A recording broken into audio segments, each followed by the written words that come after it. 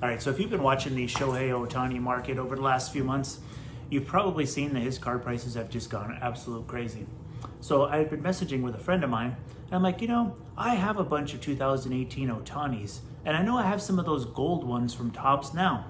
If you're not familiar with the Topps Now program back then, so in 2018, what they did was Topps Now offered a list of card options. They gave you a series of photos, and they said, hey, we're going to let you vote on this for 48 hours, and whichever card has the highest number of votes, we're going to go ahead and produce that card.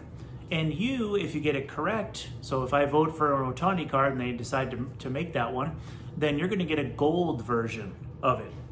And so I ended up having 5 gold Topps Now winner Ohtanis from 2018. And so I ended up sending them to PSA, and that's what this reveal is all about. So, by the way, with that program, so for those 5 that I voted on and won, I got the gold winners.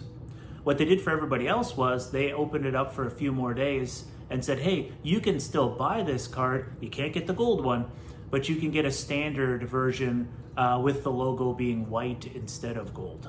And so that's how those work. So if you go on eBay and you type in, 2018 Topps Now moments of the week, you'll see there's gold versions and there's versions with white logos. That accounts for the difference. So if you weren't familiar with that program, that's how it worked. So first card in the reveal.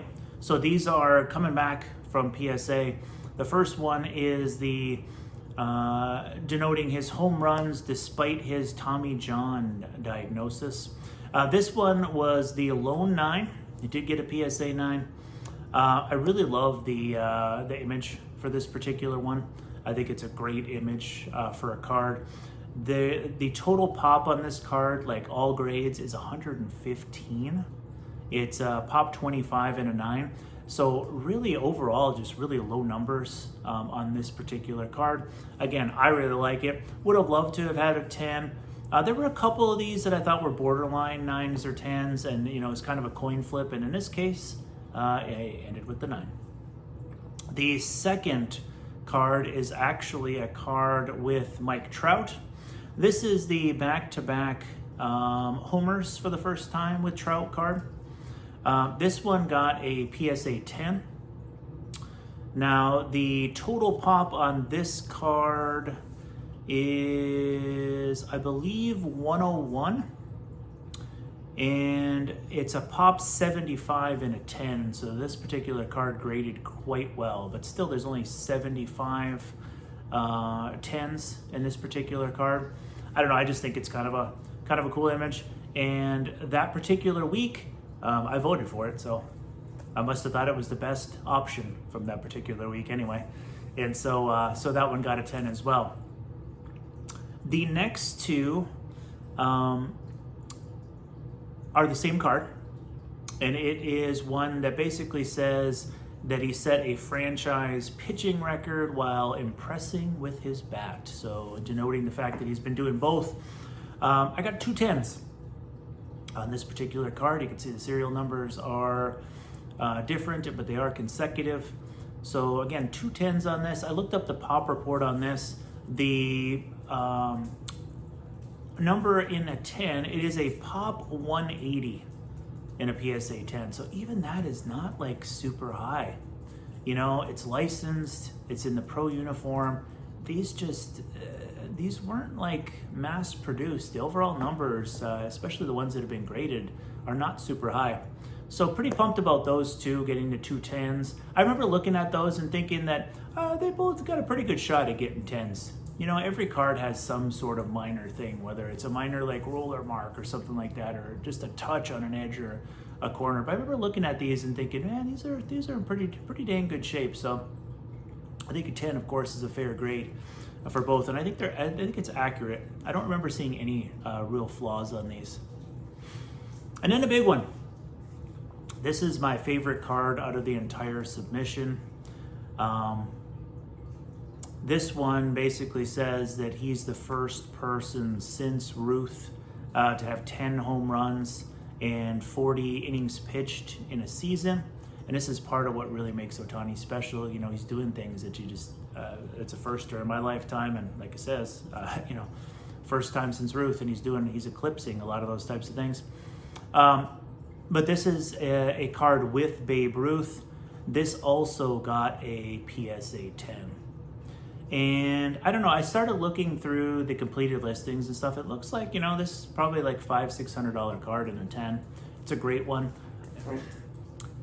There are 123 10s. The total pop on this card is only 163. I think it's really cool to have a relatively low pop card with Babe Ruth. I just think it's fantastic. I'm really pumped about this one. This was the second Ohtani Ruth card from this winter series. I have a copy of the first one, but it's in a PSA 9. I think I had put that on a previous video. I think I'd paid like $10 for it at a show years and years ago. It was super cheap, and I hung on to that. So here's the next question, right? So Ohtani prices are way up. I mean, if you've been following baseball cards at all, even if you're a casual into baseball cards and you like to collect basketball and football, you're aware that Ohtani stuff has just been like out of this world. So the question then comes, like, what are you going to do with these? So I really like Ohtani. I really like the story.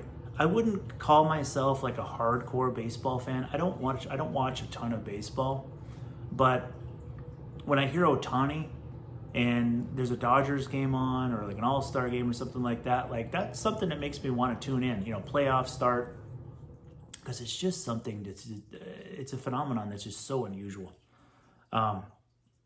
With that said though,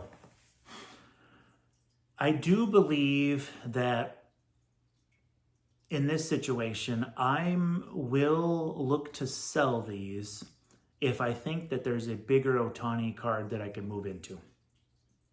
I had mentioned in previous videos that I've been looking at picking up a 2018 Topps Black US 1 update, and also the rookie debut. Those are two Ohtani cards I kind of have my sights set on. If moving these cards can help me to land one of those, I think I'd probably do it. I also have this Topps Update Gold. I said it when I bought it. You know, I went back and looked. I paid $831 for this card. And since then, like, you know, it's in a BGS 9, as you can see. But since then, an SGC 9 went for $1,500. The last couple PSA 9s that I saw went for $1,500 and $2,500. Like, things have gone up so much, and this BGS 9 is fantastic. It looks great. So I'm really hesitant to move that. My strategy in this case is going to be, I don't really want to sell any of these unless I have another Ohtani card basically locked up, meaning I've already committed to purchase or purchased the Ohtani card. I might be at the point now where like I'd want to have that other Ohtani in hand. Then I'm okay selling these. You know, I like these cards, they're great, but let's think about this for a second. I paid $8 each for these gold winners. That was the price to play back then to vote on these was $7.99. So I paid $8, right? And there might have been some shipping, but $8 for the card. And then I think I paid $24 each to get these graded. Again, I sent them in a few months ago. So I'm in these $32 plus shipping, you know, each.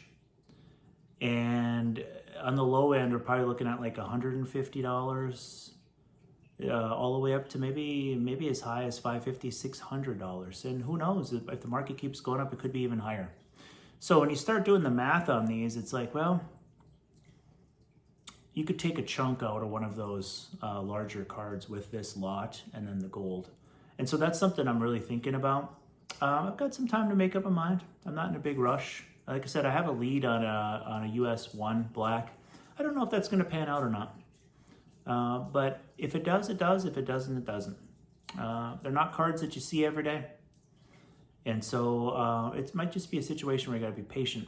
I'm also watching a bunch of different types of low-numbered LeBron cards. I'm not a huge LeBron fan, but I do respect what he's been able to do over time. So I might go in that direction also. in the near future, picking up. But there's a couple big LeBrons I'm looking at. By big, I mean like $2,000 to $3,000 cards. There's a couple in particular I'm looking at. Might go in that direction. Jordan rookie stickers. That's been a card that I've been looking at getting back into. I had one and this had sold it a while back. It was BGS, but that's a card I might be looking to get back into also. So there's options. You know, as with anything else, it's kind of good to just not be in a rush. Just slow down for a minute. Realize that there's a lot of options out there. There's a lot of cards to buy. There's a lot of cards that come available. These Ohtani black rookies numbered to 67 are a little different though because of how scarce they've become. So sometimes when opportunity knocks, you got to answer the door. So we'll see what happens there. All right, well, hope you've enjoyed this video. If you haven't already, if you'd consider subscribing, that would be great. And we'll catch you in the next one.